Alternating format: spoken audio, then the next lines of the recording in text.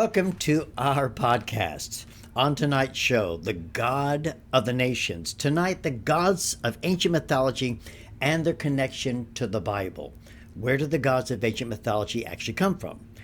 Is there any connection to the Genesis 6 narrative? And are these actually gods? Or are they Nephilim or fallen angels? And are these real events? So tonight, the gods of ancient mythology and their connection to the Bible. Get ready? Let's go.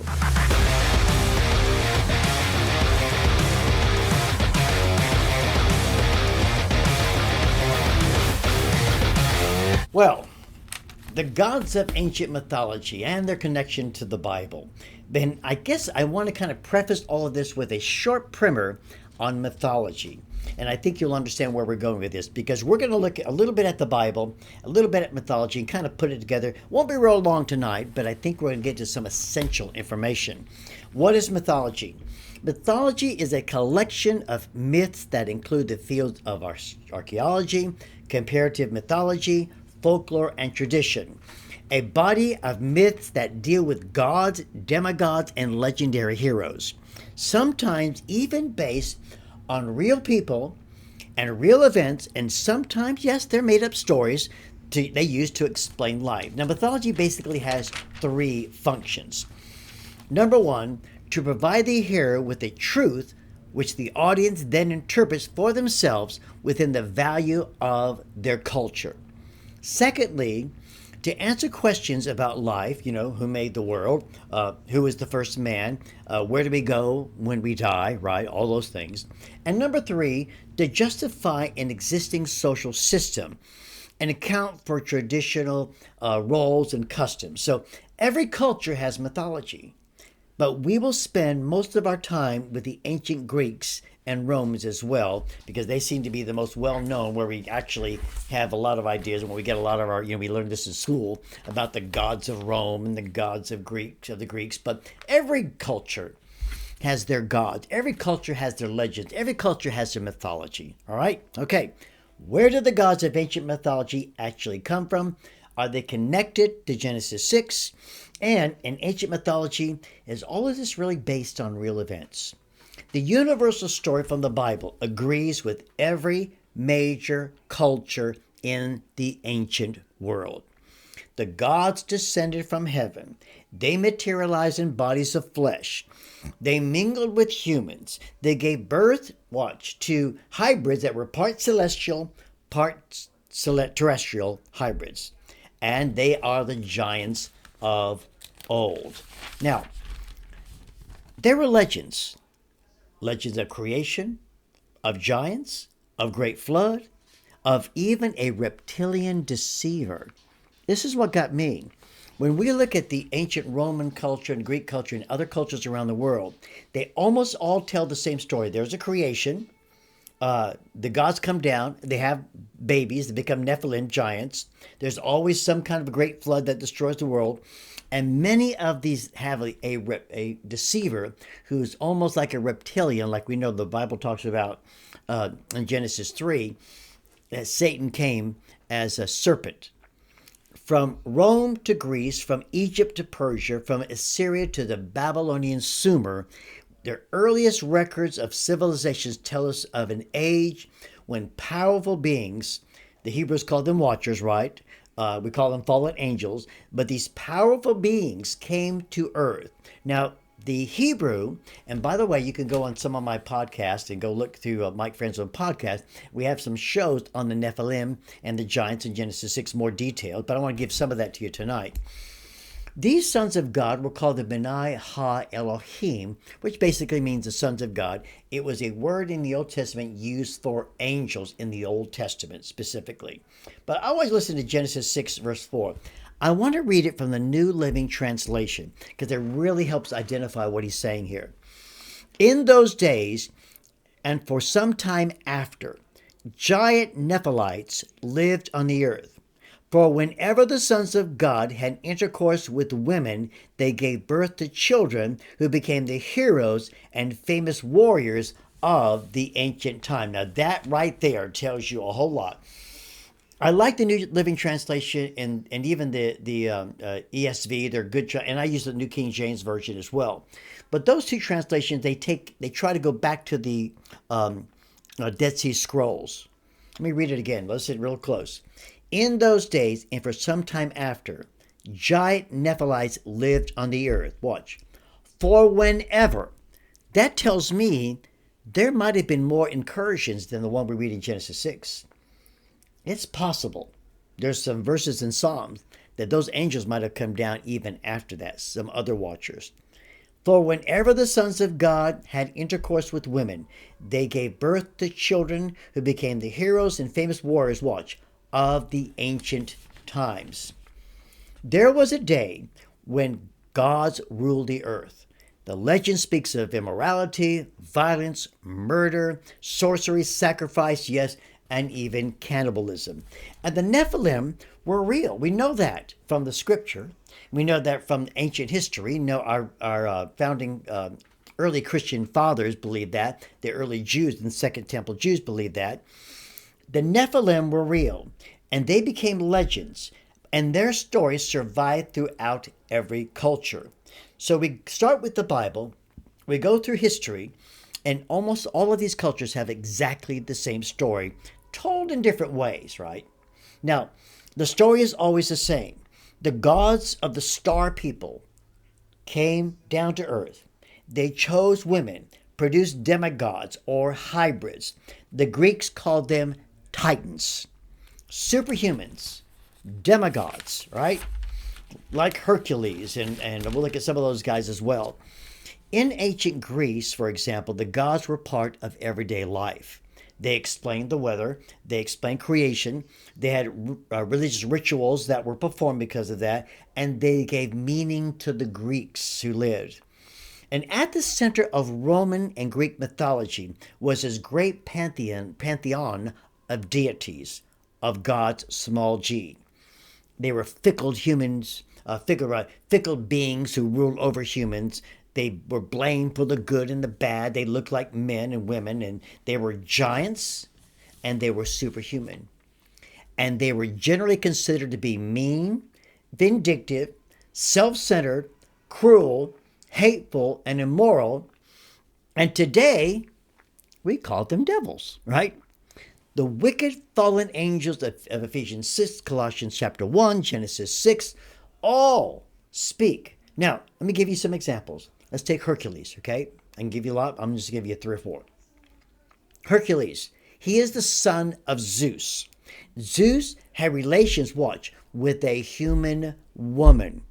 Hercules was produced. He was called a demigod with superhuman strength. Atlas, remember Atlas? He's carrying the world. He was the son of Poseidon. Poseidon was the god of the sea. Poseidon had relations with Clito, who was a human woman. Atlas was called by the Greeks a titan. Perseus, he is the son of Odin. Odin in Norse mythology was this great god, Odin. Odin had relations with a human. Her name was Frigga. And guess who was birthed?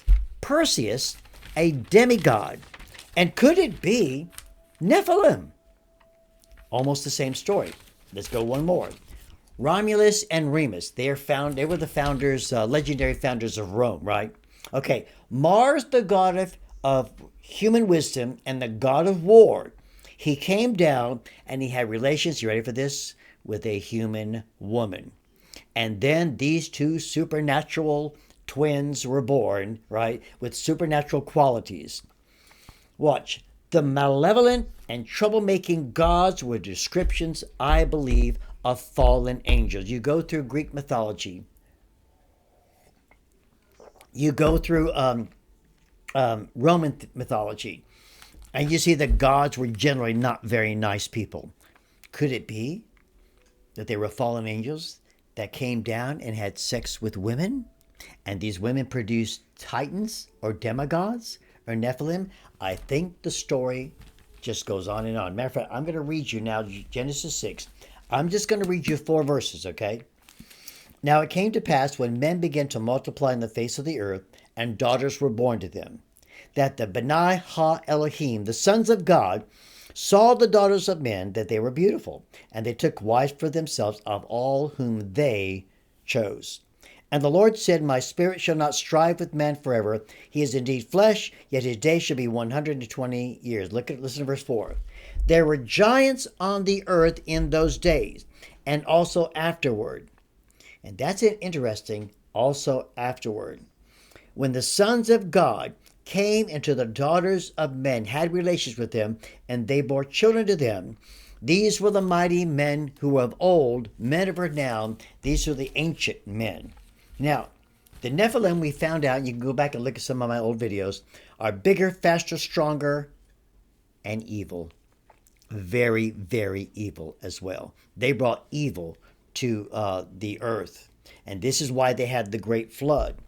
The story of the great flood, the story of the gods and giants, all of this is found in almost every culture in the world. Let's look at this. Now, I've got some of these written down. You ready for this? It's a long list. The Sumer, Assyria. All of these have the same story. Watch. Let me back up. There's creation. There's a flood. There's gods coming down, or star people coming down, having relations with human wisdom, but evil is spread. This big flood happens. Giants were created, and God cleanses the earth, and he saves a few human beings. All right, and they're all a little different, but every one of them had creation, flood, and giants. Sumer, Assyria, Incas, Egypt, Mayans, Aztecs. Remember the story of Gilgamesh. I believe Gilgamesh was a Nephilim. Australia, Taiwan, China, Greece, Persia, India, South America, Bolivia, South Sea Islands, Ireland, Korea, Japan, and watch this, the American Indians. And this is when I pull over apart for a second. Let me get some more coffee. I need some coffee on this one. And this might be hard for you to believe, but you go back and look at American Indian history. Among the American Indians, there's a flood, there's a great canoe, and they're giants.